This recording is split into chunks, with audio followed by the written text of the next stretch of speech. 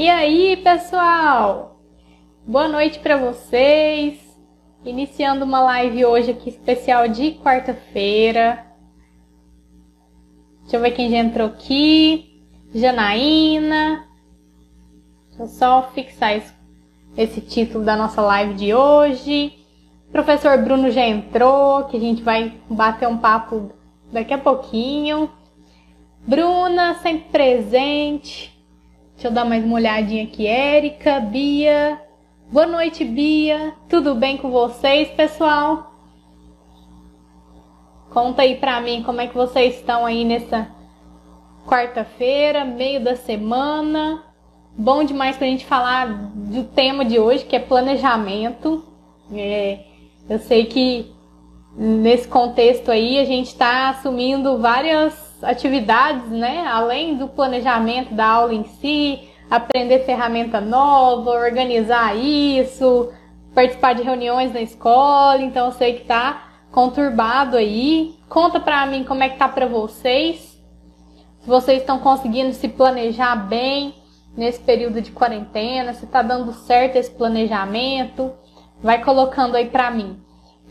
Boa noite, Vânia. Tem alguém aqui que é a primeira vez, pessoal, que está participando da live na Ser Prof? Se for a primeira vez, comenta aí pra gente também. Tá? Agora já apareceu pra mim os comentários. Pessoal, vamos lá então. Mais um tema mega importante, né, que a gente vai tratar aqui hoje, que é planejamento e gestão da sala de aula no ambiente online agora. Então, vamos trocar uma ideia sobre esse assunto. Vou convidar daqui a pouquinho o Bruno já para entrar aqui com a gente. Oi, Vânia, primeira vez? Que legal! Muito prazer. Eu sou a Glenda, pessoal. Para quem está aqui a primeira vez, faço parte do time pedagógico da Ser Prof, que é uma comunidade feita para professores, tá bom? Então, além do perfil do Instagram, nós temos uma plataforma que é a serprof.com.br. E lá vocês, professores, encontram vários recursos, vários vídeos de bate-papo com especialista e vários cursos também para que vocês possam fazer, tá? Então depois dá uma olhadinha lá, serprof.com.br. Tem vários cursos já associados a esse tema do online. Tem dois mega inovadores, assim, que é o Sala de Aula Sem Papel, que foi organizado pela Ana Maria, que também é membro aqui do time pedagógico da Ser Prof, e um outro com o nosso parceiro do Instituto Ânima, que chama Do Presencial ao Online. Então esses dois cursos estão lá para vocês já, tá? Boa noite, Onara. Beleza, pessoal? Então, conta pra mim aí, como é que vocês estão de planejamento, gente? Olha eu aqui de novo, é isso mesmo, Onara. Ontem até a Ionara me mandou uma mensagem que 7 horas é sagrado, é live da Ser Prof essa semana, né, essa temporada. E, gente, assim, para adiantar, hoje a gente tem dois momentos muito especiais. Um é a live de agora com o Bruno, tá, para falar de planejamento e gestão de sala de aula no online. E logo mais às 8h30 nós teremos um bate-papo com a especialista Cristiane Acácio, aí lá na plataforma da Ser Prof. Tá bom? A gente vai falar com a Cristiane sobre tecnologias educacionais, das 8h30 às 9h. Então vai ser o prazozinho da gente fazer um lanche aqui entre a live e o bate-papo lá na plataforma, tá? E para quem ainda não tem cadastro na Ser Prof, é só você entrar pelo site e automaticamente já criar a sua conta, o seu login. É bem simples, bem rápido. Só feras, obrigada! Obrigada, pessoal! Então vamos lá. Alguém perguntou dos cursos certificados? Sim, no final, todos os cursos você consegue gerar o certificado da Ser Prof, tá? E cada curso é equivalente à sua carga horária específica aí. Tem cursos maiores, menores, tá bom? Mas todos são certificados. Então deixa eu convidar o Bruno aqui para nossa conversa já. Olá, Bruno! Ei, Glenda, tudo bem? Boa noite para todos. Como que vocês estão? Tudo jóia, e você? Tudo bem, graças a Deus também. Bom também demais. Mais uma live para a semana, né, Glenda? Tá intenso aqui. Não é? Vários temas interessantes aí durante a semana. Eu acho que tem ajudado pessoal, muita gente. E o pessoal tá muito feliz que depois também tá mandando bastante mensagem no direct, fazendo esse feedback aí pra gente. Então, pessoal, muito obrigada a todos que mandaram mensagem, tá? De segunda, de ontem. Ontem a gente falou sobre aprendizagem criativa e foi muito bacana. E lá no nosso link da bio, depois da hora que a gente terminar aqui a live de hoje, dá uma olhadinha lá que a gente criou um arquivo especial com os recursos das lives. Então, os convidados estão comentando, né, sobre algumas referências, fazendo indicações, às vezes de livro, material de estudo, e aí a gente separou lá cada live os recursos indicados, tá? Então, Bruno, também se acontecer, o pessoal perguntou bastante, assim, às vezes a gente menciona, né, uma orientação, uma dica, e aí eles querem aprofundar, então a gente tem essa possibilidade, depois você me passa e a gente compartilha com todos, tá? Pode deixar. Então vamos lá, já vi que alguns comentários aqui que o pessoal, uma vida baseada em planejar, exatamente, Bia, imagino que tá intenso aí. Bruno, antes da gente falar propriamente, né, do conteúdo, de trazer as dicas, de tratar de planejamento, conta um pouquinho de você, o que você faz hoje, qual que é o seu foco, o que você tem atuado. Hoje muito do nosso bate-papo vai ser baseado na própria prática do Bruno, tá, gente? Ele é professor, então tá vivendo na pele aí todo esse contexto. Conta pra gente um pouquinho sobre você, Bruno. Então, novamente eu gostaria, né, de desejar boa noite para todos que estão aqui presentes nessa live. A gente sabe que é um esforço muito grande para todos nós educadores que tivemos já um dia intenso de trabalho e estarmos aqui, né, juntos num ambiente onde a gente possa trocar experiência, onde a gente possa criar, a partir do que é conversado, né, dentro da live, criar novas alternativas de trabalho, com o objetivo justamente de melhorar a nossa rotina, que não tem sido uma rotina muito fácil, né, Glenn? Exatamente. E eu tenho licenciatura em História, né, eu sou de Belo Horizonte, eu atuo numa escola da rede particular de ensino, então desde 2017, todos os educadores da escola vêm recebendo alguns treinamentos em relação ao uso das tecnologias digitais em sala de aula. E a gente vem se especializando, até muito pela própria curiosidade e o feedback que a gente vem recebendo dos alunos, e a gente vê as coisas acontecendo, o aprendizado acontecendo de uma forma bem mais agradável para os meninos. Ao mesmo tempo, eu até costumo dizer que eu fico mais feliz e empolgado do que eles em muitos momentos.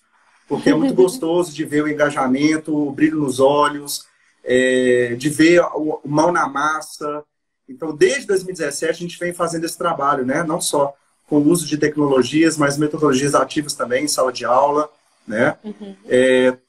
Fiz alguns cursos em relação à tecnologia, né? Fiz especialização, fiz o curso da Educamídia, de educador midiático, fiz o curso de educador maker. Então, assim, eu tenho me aventurado em vários ambientes para justamente juntar isso tudo e dar as aulas de história.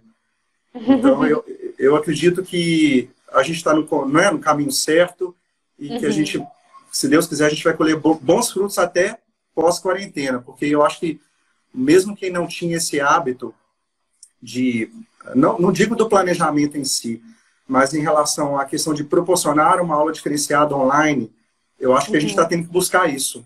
Né? Até nós mesmos que já temos esse hábito, a gente está precisando buscar ajuda. E é meio que uma muleta do outro. E eu fico muito feliz de ver esse engajamento, essa união dos professores nessa época, nesse período de quarentena, em trocar experiência, em fazer live para multiplicar o conhecimento, né? E um chama o outro no direct, e aí, como é que você fez? Como é que você está fazendo esse trabalho? Então, acho que isso é muito importante. Né? E a gente, juntos, a gente vai conseguir fazer aí, se Deus quiser, grandes e positivas mudanças. E eu vejo, Bruno, até a gente estava comentando sobre isso na segunda, comentamos ontem também, que a gente está vivendo um processo, e eu acredito que cada professor também se encontrava num estágio com relação a conhecimento sobre essas ferramentas, né? Então, uns já exploravam há um tempo maior, mesmo antes de pandemia, outros ainda não. Então, assim, o que eu tenho observado até com relação a esse feedback, que uns professores até que tinham um pouco mais de domínio, digamos assim, estão colaborando com quem agora ficou um pouco perdido em meio a tudo isso, o que escolher, o que utilizar, o que fazer. E essa troca está sendo muito positiva, né? Tanto para quem dá a dica, né, o treinamento, quanto para quem recebe também trazer uma nova experiência. Ontem a gente falou muito disso, que a criatividade ela depende não só de pensar, mas da gente colocar isso para viver, né? Trazer para a experiência. Então, assim, eu acho que o que a gente viveu o que a gente está vivendo, na verdade, é muito diferente até do próprio EAD, né? Que já é consolidado. Então, assim, a gente está aprendendo muito.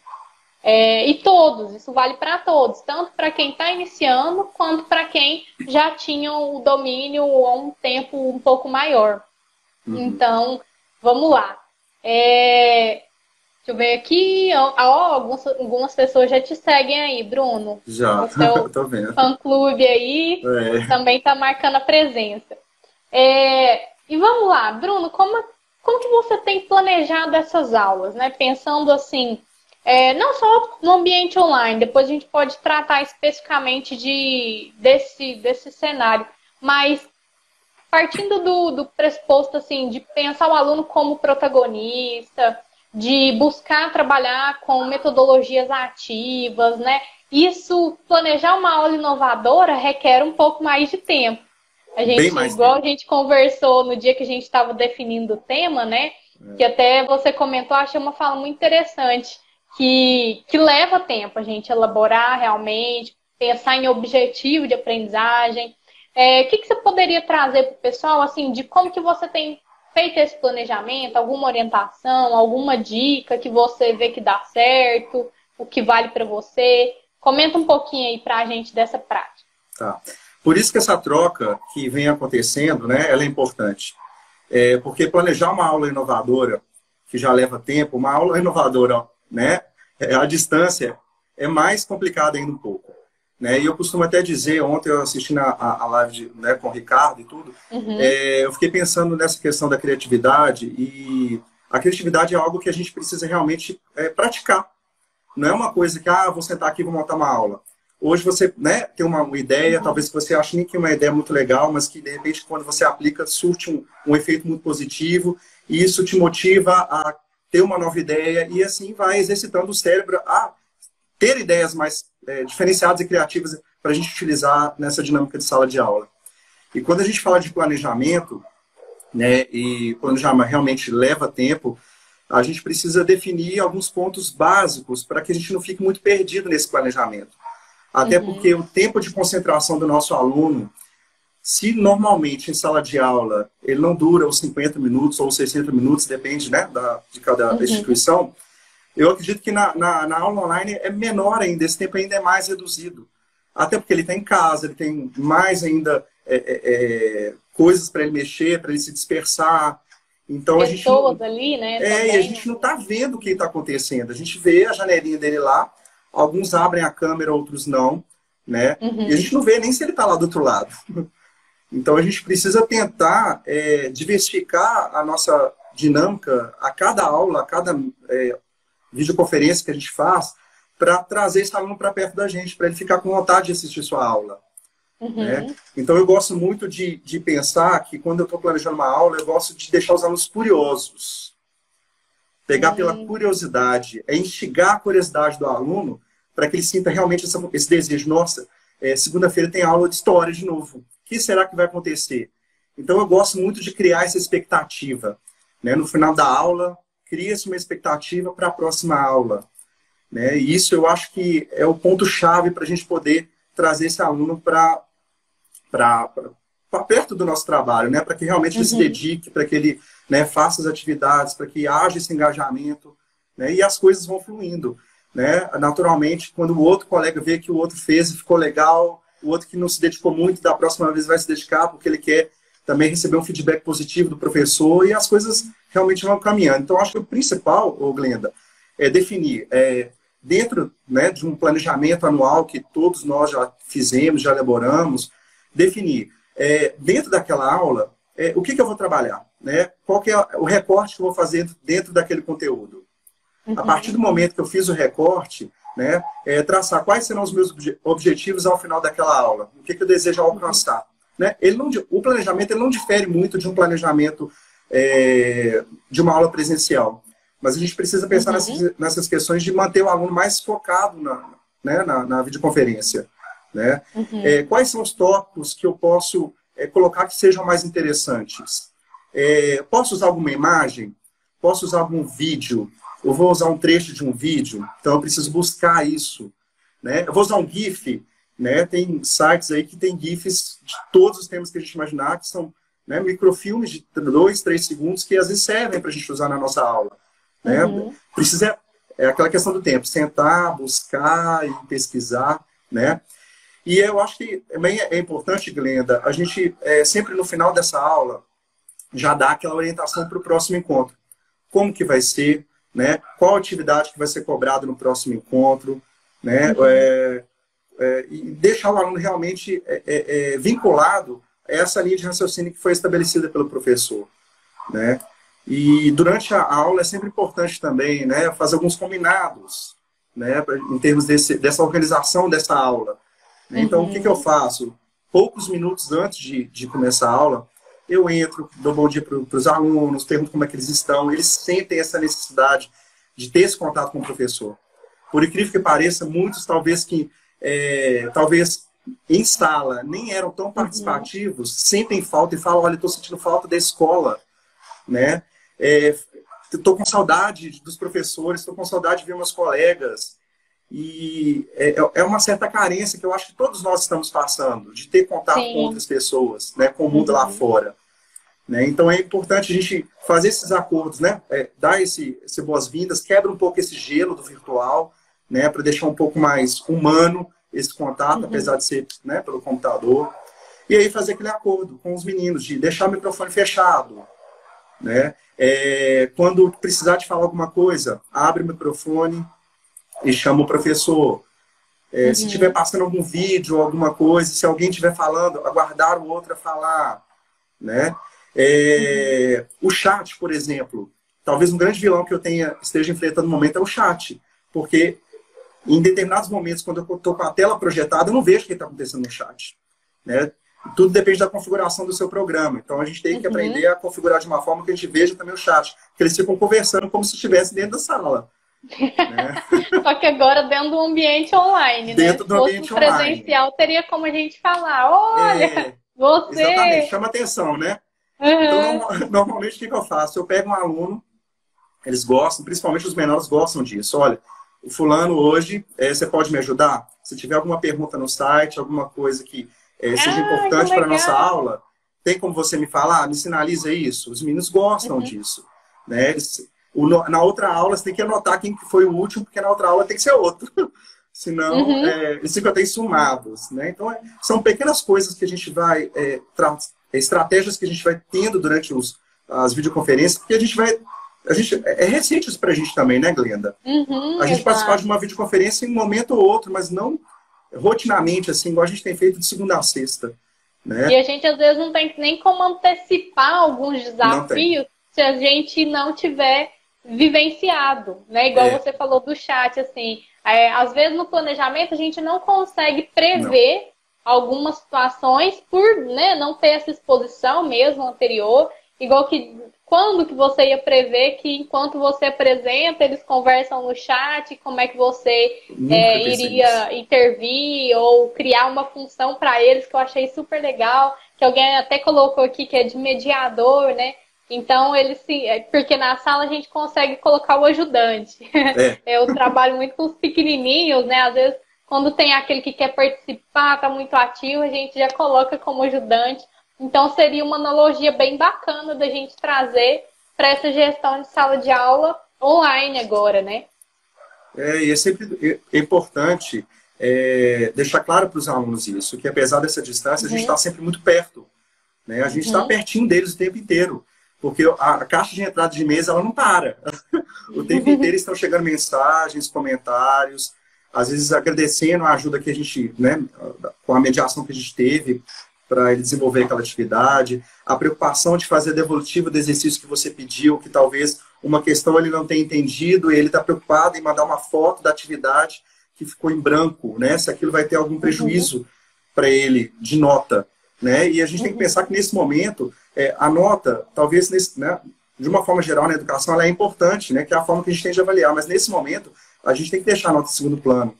Né? A gente tem que olhar mais pelo lado formativo, né? Pelo esforço que eles têm feito, pelo, né, o trabalho que eles vêm apresentando e avaliar em cima daquilo que ele vem realmente se dedicando, porque não são todos que têm, apesar de serem dessa era digital, não são todos que têm facilidade com ferramentas. Eles sabem mexer muito em rede social.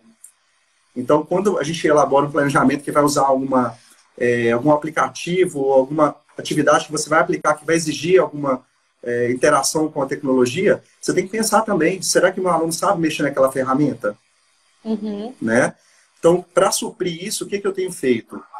Eu tenho criado tutoriais. Eu já ia te perguntar, assim, quando você foi para o online, como é que foi esse processo, assim? Se você separou uma aula para fazer esses combinados, como que você geralmente traz isso ao longo das aulas, por exemplo? Às vezes a gente faz o combinado no início, mas ao longo do processo eles esquecem. Como é que você tem feito isso? No início e hoje, assim? Como que você tem visto? Sempre a gente tem que lembrar, né? Outros lembretes são importantes. Eu gravo as minhas aulas e disponibilizo para aqueles que não puderam assistir por algum motivo, ou que a internet caiu. Hoje, por exemplo, na minha casa eu fiquei sem internet e sem luz. Eu tive que cancelar as aulas porque não houve condições. E pode acontecer isso na casa do aluno também. Então a gente disponibiliza, então avisa, olha, vou começar a gravar aqui agora. Né? Se alguém tiver com a câmera aberta e quiser fechar, não tem problema. Né? Até a questão do chat, tem aluno que escuta, mas tem vergonha de falar ou o microfone não está funcionando.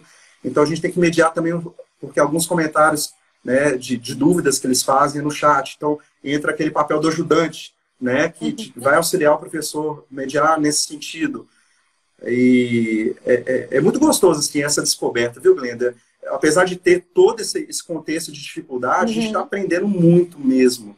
Né? E quando eles têm dúvida, você tem algum canal tira dúvida? O que você mais usa hoje? Assim, é o e-mail? Se é o e-mail, tem algum tipo de horário? Você estabelece algumas regras? Como que você tem feito?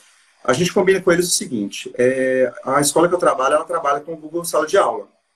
Então, é naquele ambiente que a gente vai gerenciar todo o processo de aprendizagem nesse momento, né? 100%. Então, todas as vezes que eles fazem algum comentário, seja ele para todos, porque tem condições de fazer o comentário para todos, como se fosse ali um fórum, né? E ele faz também um comentário particular. Então, eles já sabem que no horário de aula, de trabalho, né, a gente está disponível para poder responder aquelas dúvidas, ou se a gente estiver em aula aqui no momento, ele sabe que ele vai aguardar um pouquinho e que a gente vai responder assim que for possível. Né? Então, por isso que o planejamento é importante, para a gente definir datas, né? Porque nem sempre você vai poder responder a dúvida dele ali na hora que ele te mandou a mensagem e você recebeu a sua caixa de entrada. Então, a gente precisa trabalhar com uma certa margem de segurança para suprir essa ausência naquele momento que o aluno mais precisa. Né? Então, alguns alunos... Porque agora não tem como ele, professor, vem aqui na minha mesa, né? Não tem. Então, assim, as minhas turmas já estão bem habituadas nesse sentido, de ter esse feedback no momento que o Bruno pode responder. Né? E eles sabem, eles respeitam muito essa questão do horário. De manhã, a caixa e-mail está cheia, mas eles não cobram, eles...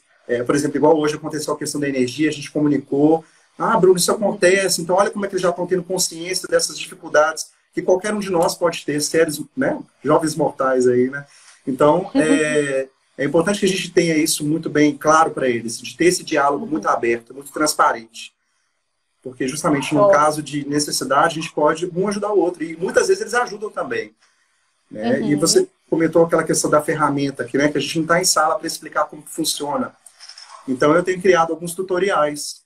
Eu uso um aplicativo, às vezes, quando é um aplicativo de celular, por exemplo, eu uso aplicativos que gravam a tela e a voz, e aí faço o tutorial e disponibilizo, jogo para o YouTube e disponibilizo o link para eles assistirem.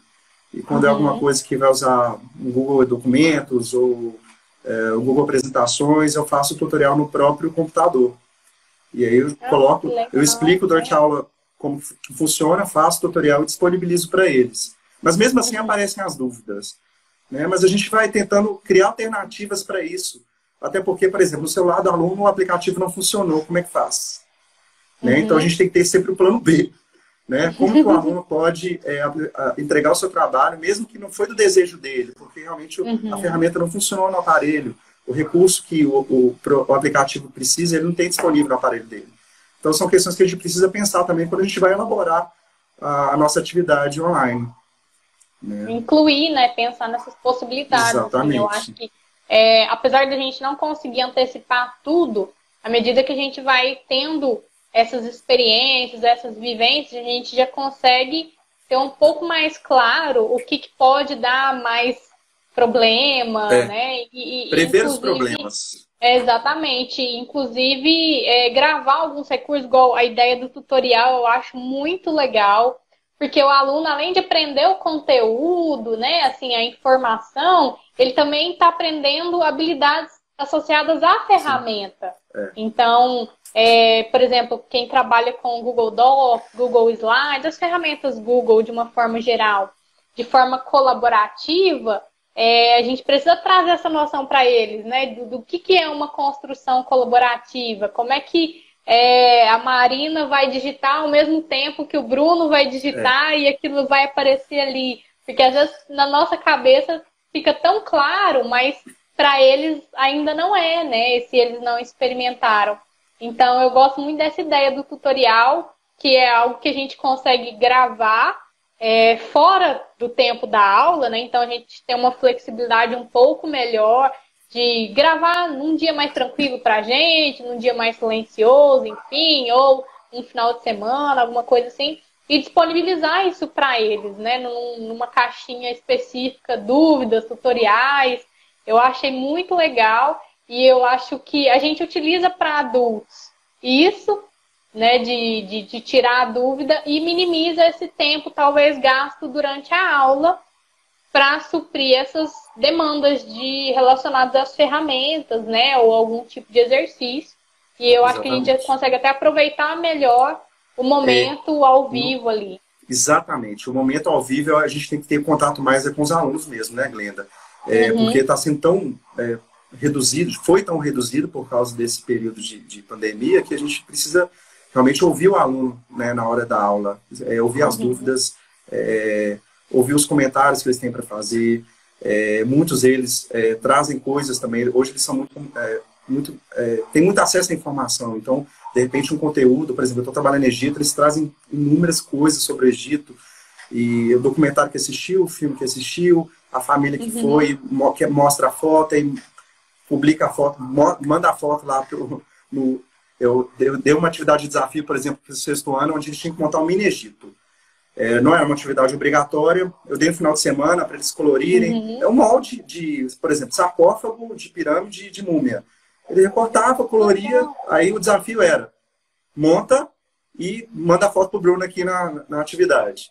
Algumas já começaram a aparecer já. E aí alunos que viajaram já para outros lugares colocaram a foto, olha, eu já fui em tal lugar. Então, assim, tudo isso vai agregando para a nossa aula, vai agregando conteúdo para a gente poder trabalhar ainda mais esse engajamento com eles. Né? E a gente tem que ficar muito antenado nas notícias que saem na internet ligadas à nossa disciplina. Porque, por exemplo, a questão da história, tem vários museus que não eram abertos, estão fechados, mas não tinham acervo liberado de forma virtual, estão disponibilizando isso agora. Né? A CCBB, por exemplo, está com o acervo da Exposição do Egito aberta. Né? Então, são recursos que a gente pode ter para incrementar a nossa aula e para dar uma aula muito bacana. Então, são questões que a gente precisa estar antenado mesmo. E é importante a gente manter esse network justamente para que pessoas que te conhecem e estão vendo notícias, estão te remetendo essas notícias também. Né? Então, olha como é que a troca é importante. Né? E, Bruno, como que foi para você? Aí você está hoje com aulas só gravadas? Não. Ou é um ensino misto, gravados e ao vivo, ou só ao vivo? Conta assim, qual que é o formato que você tem utilizado e se você observou alguma diferença na gestão de atividades gravadas e de atividades ao vivo, assim, se tem uma diferença, se não, como é que você tem visto isso?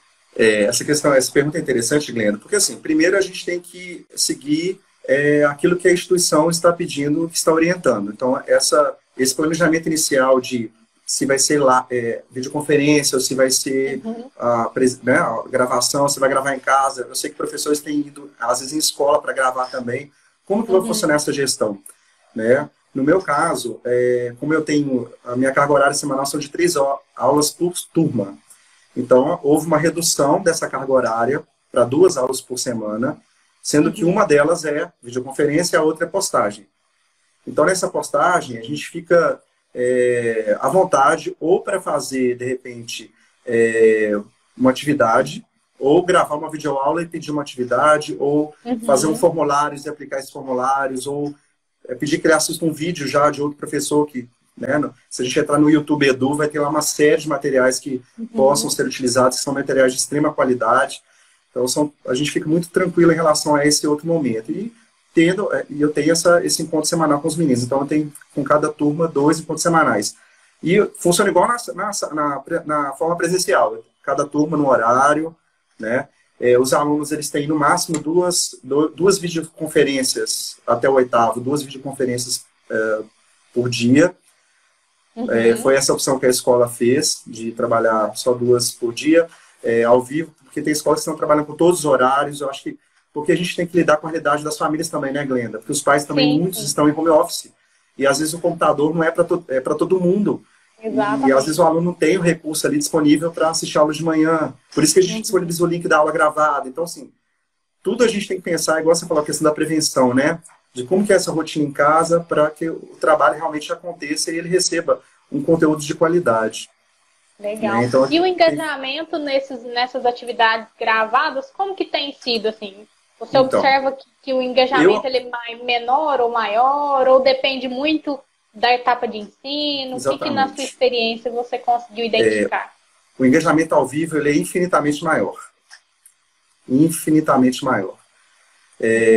Não só para os meninos estarem presentes, mas a participação deles ali, né, no ao vivo. E a videoconferência, a aula gravada, eu acompanho no YouTube, tem como a gente acompanhar o número de visualizações. E nem sempre o número de visualizações é o número de alunos que a gente tem. Então, eu percebo que o engajamento pela videoaula não é tão efetivo, tão bom, igual a gente tem na aula ao vivo. Então, é uma questão que me preocupa, né? Que eu tenho chamado a atenção deles em relação a isso. Porque o que está lá é importante também. Por isso que não pode ser uma videoaula muito longa. Se for uma videoaula muito longa, eles não vão... Quando a gente recebe no celular, a gente tem paciente que vê um vídeo de 12, 15, 20 minutos. A gente não tem isso, né? Nem a gente consegue, né? Engajar por tanto tempo. Então, por isso que eu procuro fazer aula de 15, 20 minutos no máximo, tentando mesmo assim trazer algo diferente, uma reflexão, uma frase, uma imagem, um trecho de um filme, igual eu falei para você mais no início. São questões que eu procuro colocar para engajar os meninos, né? Para prender a atenção deles durante a videoaula. Boa. E até para quem também, cada escola está adotando, assim, né, de acordo com a sua realidade. Igual acho que a Ionara colocou aqui que ela ainda não trabalhou com aulas ao vivo. Outras escolas optaram só pelo ao vivo. Mas assim, eu pensando no modelo misto, que foi o que você trouxe, né? Alguns horários ao vivo, outros horários com atividade gravada, também é importante a gente pensar nesse planejamento para engajar na atividade que está gravada, né? Por exemplo, fazer com que ela seja um link para uma sala de aula invertida, né? Por exemplo, que eles tenham que assistir esse vídeo primeiro para fazer uma discussão posterior no momento ao vivo. Precisa ter uma continuidade, esse recurso. Exatamente. Alguém falou no momento dessa continuidade. Precisa ter uma continuidade para que a gente não perca o fio da meada. Né? Então, sempre na aula ao vivo, eu procuro trazer aquilo que foi discutido na videoaula, eu procuro trazer. E eu provoco os meninos a falar. Né? E quando a gente percebe que está todo mundo caladinho, eu escolho um para falar alguma coisa. Fulano, vamos lá, fala. Igual a gente faz na sala de aula. Né? Você faz uma pergunta, silêncio absoluto. E você falou, o que você pensa em relação a isso? Né? E muitos relatam. Eu não li, eu não assisti, eu não fiz. Então, assim, é bacana de ter essa relação de confiança, né? Ele poderia falar que fez, né? E realmente não fez. Mas eles falam, né? Então, é importante a gente manter esse vínculo de confiança justamente para poder ter essa transparência na nossa relação, né? Professor-aluno. Então, E Bruno, no início, assim, imagino que até eles conheceram um pouco da dinâmica e entender os acordos, tudo isso levou um tempinho, né? Uma, duas aulas, não sei, vai isso. depender muito de cada turma, de cada faixa Uhum. etária. Você passou por alguma situação, assim, por exemplo, na aula ao vivo, de fazer uma pergunta e ninguém responder, ninguém ativar o microfone, ninguém participar, parecer assim que você está sozinho na aula. Você chegou a viver algo assim parecido? E se chegou, o que você fez? Então, já sim, com certeza. Eu acho que todos os professores aqui que já, né, estão participando da live, já fizeram aula ao vivo, já devem ter passado por essa situação. Então, nesse momento, eu faço justamente aquilo que eu te falei, né? Eu provoco o aluno a ele abrir o áudio dele e falar. E caso ele não se sinta à vontade para falar, eu peço para ele escrever. E aí, enquanto o outro que não falou está escrevendo, eu já estou pedindo para o outro falar também. Então, eu faço essa provocação com eles. Porque é importante a participação deles. Eu até começo as minhas aulas ainda falando, vamos construir a nossa aula de hoje. Ah, Não é a que aula do legal. Bruno. Eu coloco lá na mensagem, vamos começar a construir a nossa aula hoje. Coloca lá a data. Olha, adorei a frase, gente. Se alguém puder escrever aí pra gente no chat, eu acho que é uma boa forma da gente abrir a aula, né? Porque geralmente a gente começa, então vamos falar do assunto de hoje, mas eu gostei da ideia do construir. Eu Construir. acho que é um Eu gatilho gosto. fundamental, assim, para ele. Muito legal. E até, Glenda, aquele momento que eu te falei que eu entro antes da aula e converso com eles, isso quebra muito o gelo. Então, ali você pode fazer, antes da aula, 5 minutos, 3 minutos, você faz uma brincadeira com eles, você faz, né, pergunta como Tem que ele alguma que tá. você fez, assim, que se destacou, que poderia ser uma Glenda. ideia legal para o pessoal testar, assim? No momento, agora eu não tô lembrando alguma coisa que eu tenha falado de brincadeira que eu tenha feito que tenha dado certo, né? Mas eu gosto, igual eu te falei, eu gosto mais de trabalhar pela questão da provocação, né? Do que ficou de fio da meada da aula anterior, que vai ser trabalhado agora. Então, eu gosto de deixar os meninos bem curiosos justamente por isso. Então, eles ficam com vontade de assistir a aula e aí as coisas fluem de uma forma mais tranquila, né, durante a aula ao vivo. E o engajamento deles fica maior nesse sentido, a partir do momento que ele se sente à vontade para assistir a aula, né? Legal. Então, é um desafio, viu, Glenda? Cada dia é um dia de cada vez, é uma coisa que surge na hora desse, por exemplo, ficou todo mundo em silêncio, então eu vou pensar ali na hora, o que eu posso falar, o que eu posso fazer para poder quebrar esse gelo dos meninos e participar mais das aulas. Então, são pessoas que às vezes aparecem ali na hora. Não tem uma Depende coisa muito do contexto também, Depende. né? Às vezes você pode utilizar uma frase que se encaixa no contexto, mas só de ter a noção desse quebra-gelo, acho que até de antecipar um pouco disso, né? Por exemplo, se eu começar com essa frase e ninguém falar nada, qual que vai ser minha carta na manga, né? Por então, exemplo, ir trabalhando.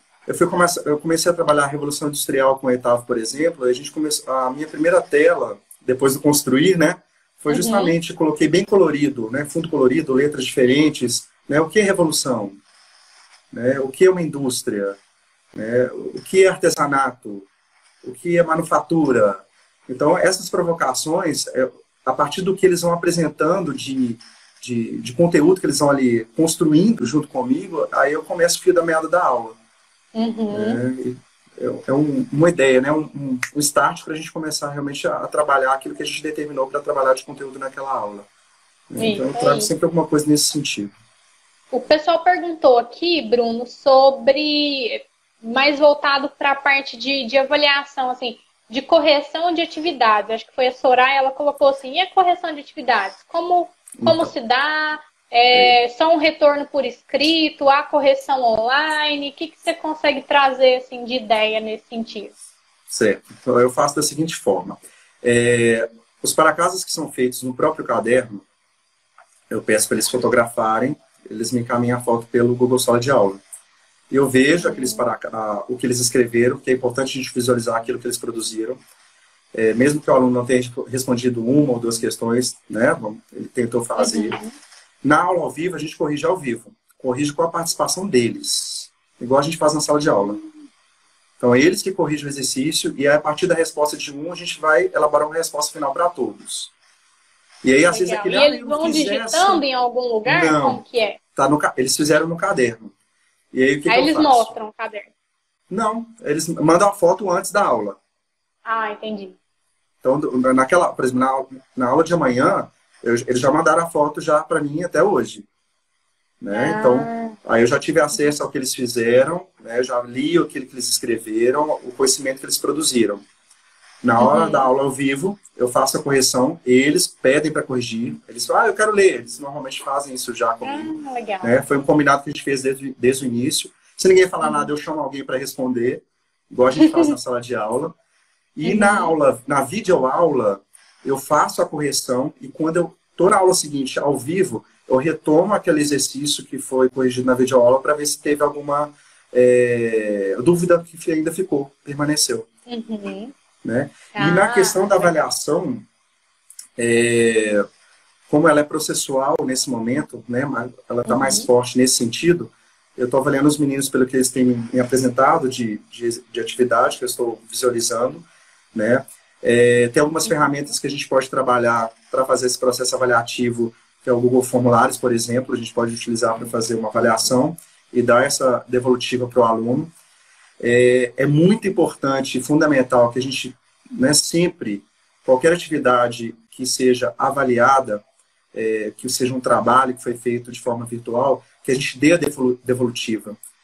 O que precisa ser melhorado, né? Até durante o processo, eu costumo abrir, os meninos que mandam antes, eu costumo abrir já, olha, o que você acha de a gente poder melhorar nesse sentido? Né? Escrever dessa forma. Eu acho que eles costumam fazer essa devolutiva mais de uma vez. Isso é importante, porque é aula invertida, né? A partir do momento que ele produziu um conhecimento, você fez uma observação, ele vai aprimorar aquilo que ele já tinha apresentado de resultado. E uma questão que eu acho que funcionou muito comigo, em termos de avaliação, foi trabalhar com ferramentas de games. Por exemplo, o Kahoot. E foi muito interessante, porque qual foi a ideia que veio na minha cabeça? Né? Os meninos que criaram as perguntas. Então, eu compartilhei com eles um Google Documentos. Cada aluno teve que fazer X perguntas sobre aquele conteúdo que a gente trabalhou. Eles enviaram as perguntas. Eu fiz um mix das perguntas que eles apresentaram. Marquei o dia do jogo e a gente fez o jogo no finalzinho da aula. E eu deixei o jogo disponível durante 3 dias. Eles poderiam entrar lá. Até algumas vezes eu tive que mudar a senha, que ele permite no máximo 100 jogadas, né? E aí eu deixei para eles jogarem. Eles jogaram, 60 alunos jogaram mais de 200 vezes.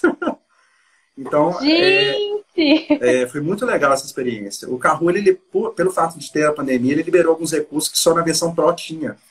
Então, eu oriento a quem não conhece a ferramenta a entrar e verificar aquilo que está liberado para poder utilizar.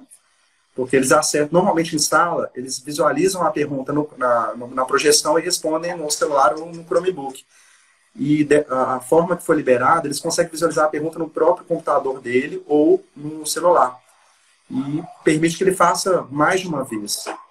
Então, eu notei que nesse conteúdo específico houve um engajamento assim, gigante e houve um aproveitamento e uma construção de conhecimento muito intensa. Então, acho que fica a dica aí para quem está assistindo, talvez experimentar essa ferramenta, que eu acho que vale a pena.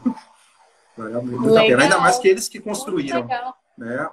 Sim, e aí quando eles pensaram sobre as questões, eles automaticamente já estavam revendo o conteúdo, revendo aquilo que eles tinham aprendido. E eu acho que dá para fazer variações também, assim, de um grupo fazer para o outro. Às vezes alguns alunos criarem essas perguntas e os outros que não criaram respondem, depois troca de papéis, assim. Eu acho que não só o professor precisa avaliar tudo, né? Ou dar o feedback para tudo. Assim, se a gente conseguir com que os próprios alunos comentem. A gente estava fazendo um curso sala de aula sem papel e que a gente utilizava bastante aquela abinha de comentários, pensando nas ferramentas Google, né? Tanto do Google Docs, Google Slides, tem um campozinho de comentários e até a gente pode fazer com que essa seja uma atividade, assim, deles visitarem as atividades dos colegas e comentarem alguma coisa, o que eles acham que foi correto, o que poderia melhorar. Você levantou um ponto muito importante. Existe uma outra forma de engajamento que funcionou muito também, que é o compartilhamento de arquivos. Né? Você até citou a questão do texto. Eu fiz já nas 3 séries, no sexto, no sétimo e oitavo. Eu usei a mesma ferramenta para fazer abordagens diferentes. Então, por exemplo, no sexto ano eu fiz um museu virtual no início do ano. Então, quando a gente entrou em quarentena, eles estavam finalizando o trabalho de objetos pessoais e relíquias de família. Então, cada aluno fotografou o objeto que era importante para a família, colocou na apresentação compartilhada, ninguém mexeu no slide de ninguém. Foi um combinado que a gente fez, deu super certo. E aí, do lado da foto, eu fiz uma tabelinha com o que era o objeto, de qual é a época daquele objeto, um pouco da história daquele objeto. E a gente aí, na hora que fechamos o trabalho, eu coloquei uma música de fundo ali, da Enya e tal, e a gente visitou o museu juntos. Então, e ali surgiram outras histórias, e os meninos ao vivo ali pegavam outros objetos que eram importantes e mostravam. E a gente nem conseguiu ver o museu inteiro. Deixei disponível lá para eles, porque houve um envolvimento tão grande em relação a isso, né? No sétimo, por exemplo, a gente fez um museu renascentista. Eles definiram uma obra de arte do Renascimento, escolheram uma, eles tinham que observar uma característica do Renascimento cultural nessa obra, e eles usaram um aplicativo que se chama Shutterpix, não sei se você conhece, um que você coloca a voz na imagem, faz uma boquinha na imagem e coloca a voz. Não, ainda não. Se alguém, então, depois, como que chama? Depois, se quiser, eu te mando o nome. Shutterpix, Chatter. Deixa eu colocar. Ele é muito bacana, dá para fazer narrativa, dá para criar história. Chatterpix. Shutterpix. Sensacional esse aplicativo. Se alguém souber aí como que escreve, nos apoia aí. E aí, o que eles fizeram? Eles escolheram a imagem e colocaram nesse aplicativo. E aí, nesse aplicativo, eles tinham que falar com a voz deles quais eram, quem era o nome daquela obra, a data que aquela obra foi criada, ou o ano que foi criado, né? E quais são as características do Renascimento encontradas naquela obra. Colocaram na apresentação compartilhada e fizeram esse relato também escrito para poder ter das duas formas. Até porque nem todos conseguiram mexer no aplicativo, então quem conseguiu colocar só a foto fez o relato lá escrito também. E o museu fala, meio que Harry Potter. Então, na última aula de terça-feira, nós visitamos o museu. E os meninos, Bruno, eu queria mais de uma aula de história para a gente poder visitar todas as obras. Porque o que a gente fez? Visitamos as obras que eles individualmente analisaram e depois nós reanalisamos as obras no coletivo. Então, outras características do Renascimento, durante a visita do museu, apareceram. Né? Eles observavam coisas que talvez nem eu teria percebido se eu tivesse analisado a obra. Então foi muito rica essa atividade também. E se surpreendeu ali, né? Muito. Eu fiquei emocionado depois da aula, de verdade. Né? A gente tem disso, às vezes fica arrepiado de ver as coisas acontecendo, né? E é muito gostoso sentir essa reação dos meninos, né? Ver que deu certo aquilo que você planejou. Né? No oitavo a gente fez um varal, a gente estudou o iluminismo no oitavo ano, e eles fizeram um varal com frases dos filósofos iluministas. Então eles customizaram a camisa. Eu mandei o molde da camisa, eles poderiam usar o meu molde ou desenhar a blusa, colocar a frase, usa um desenho de mural nas laterais, como se fosse um varalzinho mesmo, colocar a blusa ali, e aí a gente, né, pôde visitar lá o varal iluminista com frases de impacto, que são muito atuais, inclusive. Então, foi bacana para introduzir o conteúdo também. Então, assim, olha, com a mesma ferramenta a gente pode fazer abordagens completamente diferentes uma das outras. Né? Em séries diferentes, muito com idades diferentes. Então, são muito coisas legal. Que a gente vai criando. E, Bruno, como é que você tem tantas ideias, assim? Eu venho seguindo, até no dia que a gente foi definir o conteúdo, gente, ele estava acabando de terminar uma aula, imagina. Ele tinha acabado de tirar uma fantasia e tinha colocado aqui e a gente trocou ideias sobre o tema da live. Como que você organiza? É uma questão também que muitos professores trazem pra gente, assim. No meio de tanta dica, informação, técnica, como que você organiza isso? Não sei, assim, no seu computador, se tem uma ferramenta que você usa específica, para que você possa lembrar dessas ferramentas ou dessas informações para depois você acessar mais fácil na hora de planejar a sua aula. Assim, tem alguma dica disso? Tá tudo na nuvem. E como que você organiza, geralmente? Pois é, eu crio por séries, Uhum. e aí dentro de cada série eu crio o conteúdo, eu coloco dentro do conteúdo. Então ali tem a ferramenta, eu tenho alguns resultados que eu salvo na minha nuvem pessoal, até mais de uma, para ter um backup mesmo. Eu vou fazendo dessa forma. E muitas ideias vão acontecendo de um ano para o outro, vão sendo aprimoradas. Né? Tem ideias que eu tinha planejado para esse ano, por exemplo, que eu não pude usar. De realidade aumentada, por exemplo, com o Renascimento, eu não pude fazer. Você deve conhecer o aplicativo que chama Quiver, não sei como é que fala. Você conhece esse aplicativo? Já vi. Quiver. Então, ele tem uma das realidades aumentadas dele, ele tem um quadro. Então, eles iam fazer a releitura da Mona Lisa nesse quadro para fazer a análise da Mona Lisa diante da realidade aumentada. E eu não pude fazer, mas já está guardado para o ano que vem. Já está lá a ideia anotada dentro da minha pasta, na nuvem, para o ano que vem eu poder utilizar novamente. Porque senão a gente esquece, viu, Glenda?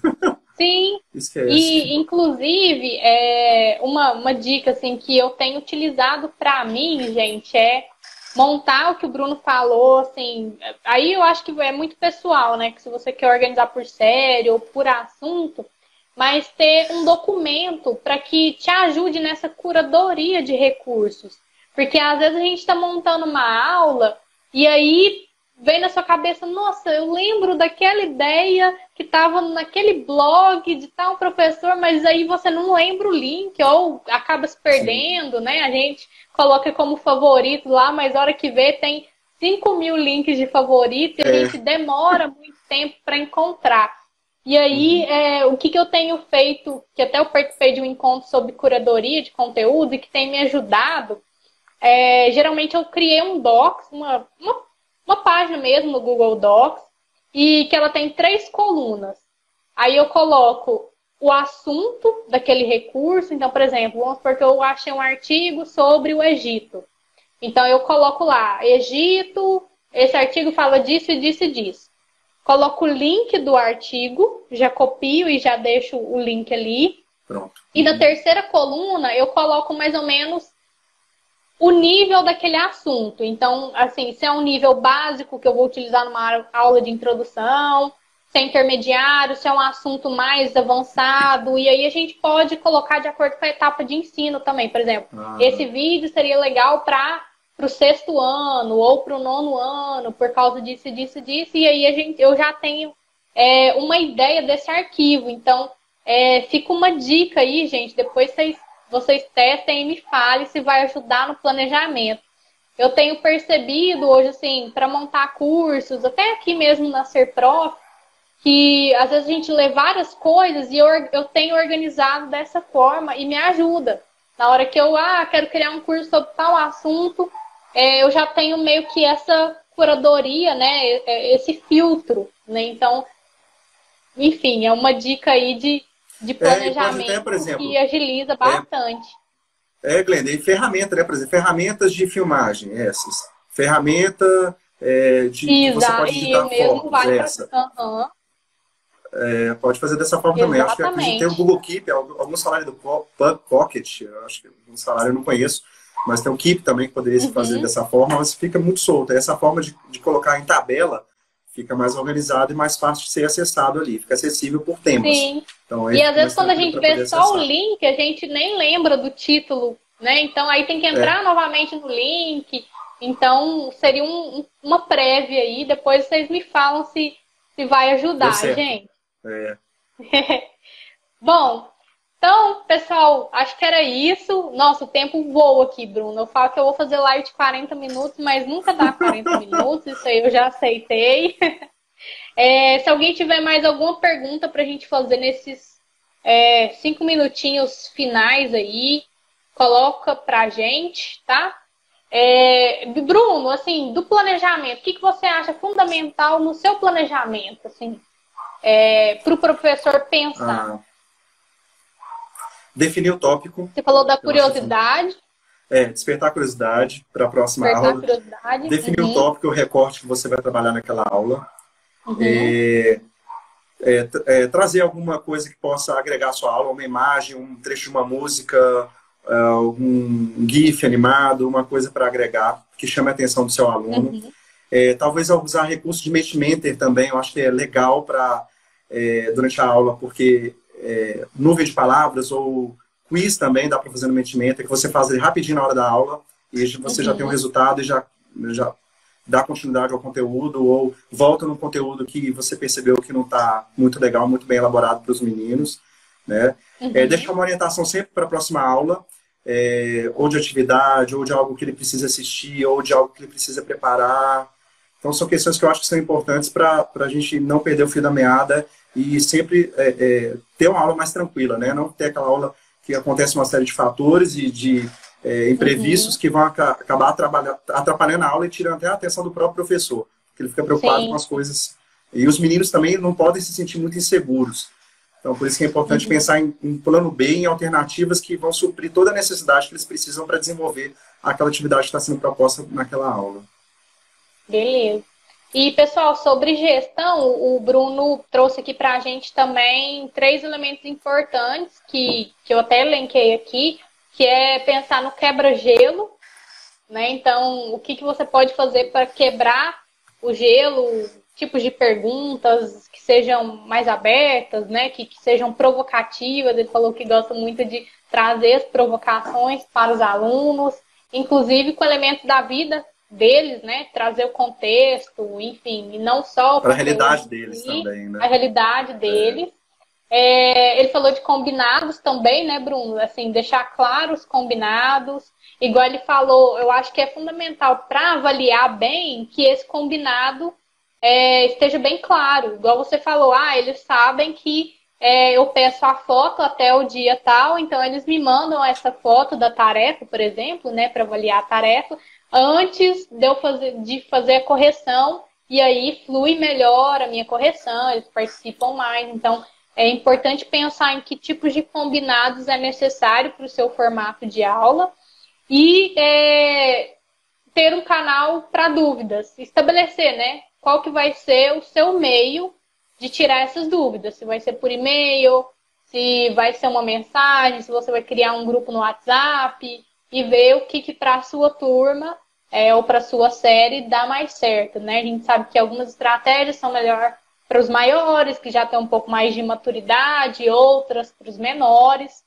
Então, eu elenquei essas 3 aí. Bruno, tem mais alguma ou não, por aí mesmo? Isso mesmo. Se tiver alguma dúvida, me coloca à disposição para responder. Pode me mandar uma mensagem lá pelo direct. Né? O Instagram é @profbrunoreisbh. Né? Estou à disposição. Na medida do possível, eu vou responder nas dúvidas. E se a gente quiser trocar uma ideia, Bruno, o que eu posso fazer? Eu trabalho nesse conteúdo.